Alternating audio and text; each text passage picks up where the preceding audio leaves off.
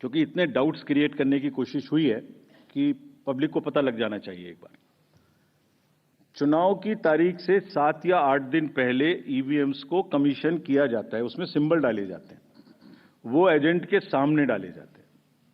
उसके बाद में उसको मॉकपोल करने की छूट होती है, वो उसी दिन मॉकपोल करके देख लें सिंबल ठीक पड़ गए, उसी दिन उसमें नई बैटरी डाली जाती है, उसी दिन वो बैटरी सबके सामने में सील होती है।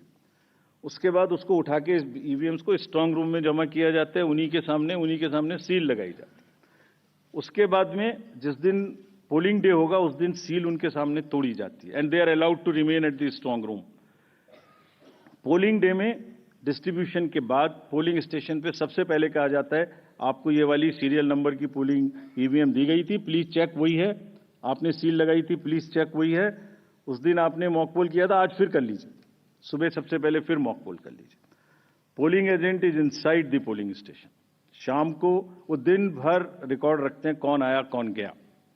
शाम को पोल खत्म होने से पहले, पोलिंग स्टेशन छोड़ने से पहले form 17C account of votes, किसमें कितने वोट पड़े इसकी संख्या उनको दे दी जाती है। I will cover this point again when I come to VTR. EVMs को वापिस स्टोर रूम में लाया गया, फिर उनके सामने ताला लगाया गया, फिर काउंटिंग के दिन आए, फिर कहा भाई काउंटिंग में फिर देख लो वही मशीन है, फिर सील चेक कर लो। उसके बाद में फॉर्म 17C से मिला लो। अगर 17C से काउंट मिलेगा तभी काउंटिंग प्रोसीड करेगी। तो पोलिंग स्टेशन छोड़ने से पहले आपके हाथ में 17C दे दिया, काउंटिंग से पहले फिर मैच करके आपको दिखा दिया। उसके बाद 5 रैंडमली सेलेक्टेड वीवीपैट्स की गिनती भी कर ली।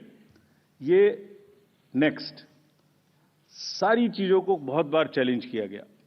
देखिए, मैंने पिछली बार भी एक किताब आपको दिखाई थी जो हमने बनाई है, वेबसाइट पे डाली है, आज फिर दिखाता हूं। माननीय हाई कोर्ट्स और सुप्रीम कोर्ट ने क्या कहा है। उन्होंने कहा है कि ईवीएम हैक हो ही नहीं सकती। There is no evidence of unreliability और any drawback in the EVM. I am circulating it, please see the details. Details are there in the court orders. Court orders are here compiled, they are on our website. There is no question of introducing virus or bug in the EVM. There is no question of invalid votes in the EVM. No rigging is possible. High Court and Supreme Court is saying continuously in different judgments which are here. No alteration in results is possible by activating a Trojan horse or a virus. Evidence inspires confidence of the court that they are tamper-proof. What else can be said?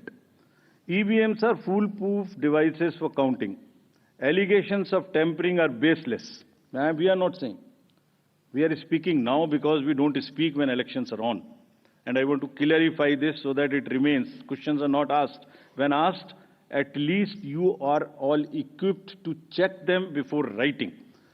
Invention is undoubtedly a great achievement and national pride. EVM with VVPAT system ensures accuracy of voting system. ECI has successfully held free and fair elections.